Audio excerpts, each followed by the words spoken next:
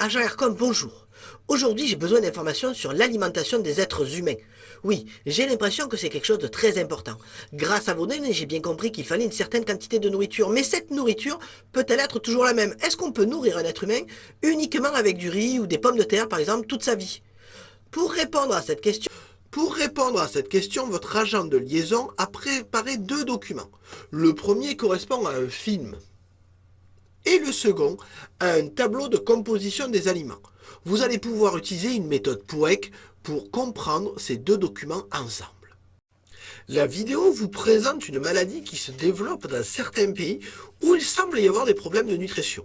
Vous pourrez la trouver dans le lien qui est sur votre pronote ou même, je pense, la mettre après cette vidéo. De temps en temps, vous verrez apparaître quelques explications supplémentaires que je peux vous donner pour que vous la compreniez au mieux. Le tableau de composition des aliments que vous revoyez ici vous montre la composition simplifiée des aliments qui sont présentés dans la vidéo. Aussi bien le riz qui est consommé par le petit garçon que tous les autres aliments qui eux ne sont pas consommés et même la composition de la pâte, la plumpy nut qui lui permet d'éviter cette maladie. Grâce à ces compositions, vous allez pouvoir comparer les aliments et vous rendre compte de est-ce qu'il manque quelque chose à l'alimentation de ce garçon quand il ne consomme que du riz. Oui, parce que je le rappelle, il ne meurt pas de faim, il n'a pas faim, il est nourri de suffisamment de riz pour être calé.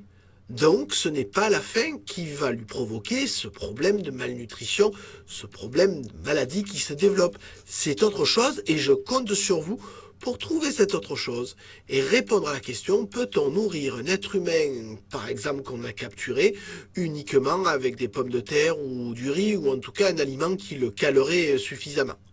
Allez, je vous dis bon courage, n'hésitez pas à rendre votre travail si vous voulez qu'il soit évalué, et merci de compléter mes bases de données.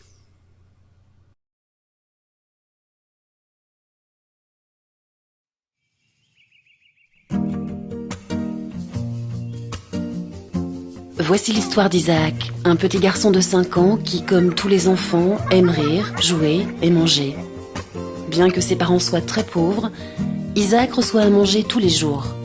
Et pourtant, il s'affaiblit de plus en plus, manquant d'énergie et tombant souvent malade, comme si la nourriture qu'il recevait ne suffisait pas aux besoins de son organisme en pleine croissance. D'ailleurs, Isaac est trop petit pour son âge et il n'est pas bien costaud non plus. Une fois de plus, Isaac est tombé très malade cette semaine. Son poids chute et son corps le fait souffrir atrocement. Sa maman le rassure en lui disant qu'elle aussi a connu cette maladie étant jeune, mais ça ne rassure pas Isaac. Lors de la naissance de son petit frère, sa maman a manqué de mourir. Elle a survécu. Mais son frère était si chétif qu'il est mort peu après. Au centre de santé où il est amené, l'infirmier lui explique que cette maladie s'appelle la malnutrition et que dans le monde, elle frappe 200 millions d'enfants, dont 10 000 en meurent chaque jour.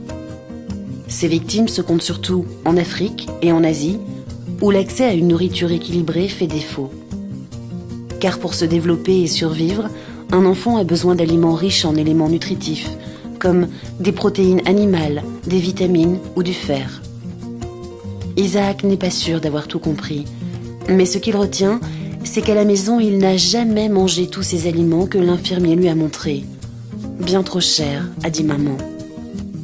Heureusement pour Isaac, il existe un traitement simple et efficace qui va vite le remettre sur pied. Il s'agit d'une pâte alimentaire qui ne demande aucune préparation et qui en plus a bon goût. Isaac reprend ainsi des forces petit à petit. Pour lui, cette maladie ne sera bientôt plus qu'un mauvais souvenir. Mais pour les autres, un enfant meurt de malnutrition toutes les 6 secondes. Seuls 3% des enfants malades ont accès au traitement. Des traitements simples existent. Agissons enfin tous ensemble pour vaincre cette maladie. Yes, we care.